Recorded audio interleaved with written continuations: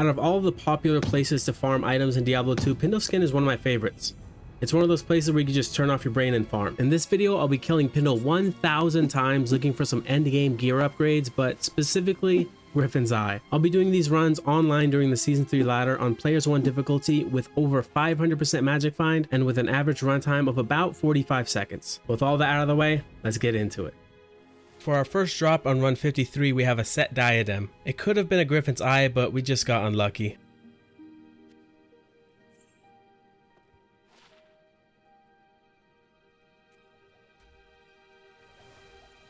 Eight runs later, on run 61, we have a 3-socketed Natalia's chess piece. 14 runs later, on run 85, we drop ourselves a Sandtrex. Unfortunately, not ethereal, but still pretty useful.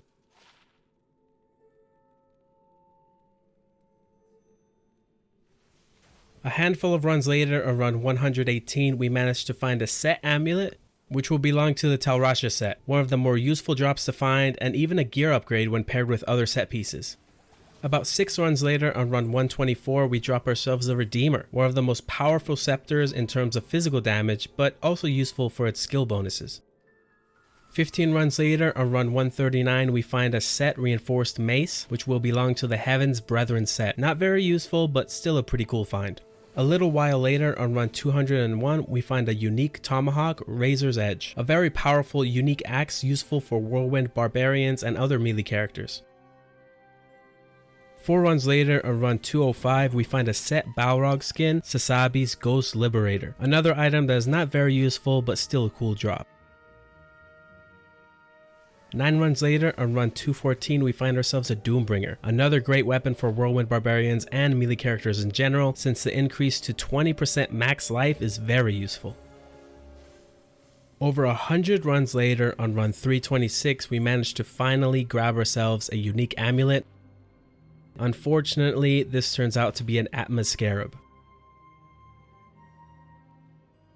Maybe I should be making a Whirlwind Barbarian soon, because on run 384, we managed to drop ourselves an Immortal King's Maul, still hunting for that Immortal King's chess piece. I really need to be making a Whirlwind Barbarian, because on 421, we drop another unique amulet, which will be High Lords. Very useful for the increased attack speed and deadly strike, especially with its +1 to all skills.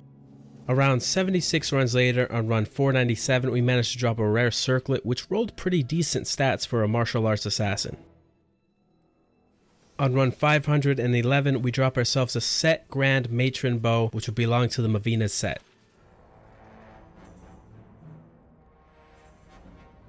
Nearly 200 runs later, on run 697, we find ourselves a unique Grand Charm, which will be Geed's. Unfortunately, it rolled nearly identical to the one already in my inventory. A handful of runs later, on run 815, we managed to find a unique Ogre Axe, which will be Bonehew, unique for its chance to cast Bone Spear on striking.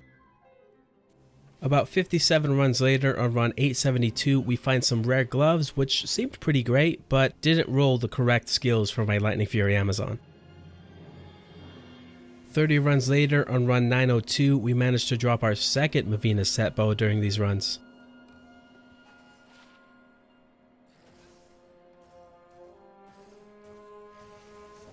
On run 949, we drop ourselves a Grand Charm, which will turn out to be a +1 to Sorcerer's Fire Skiller.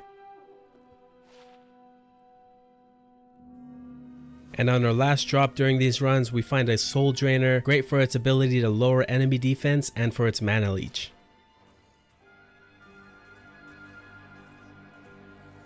The best thing about Pindleskin is that while he can drop nearly every item in the game, the problem is that usually he doesn't drop anything useful.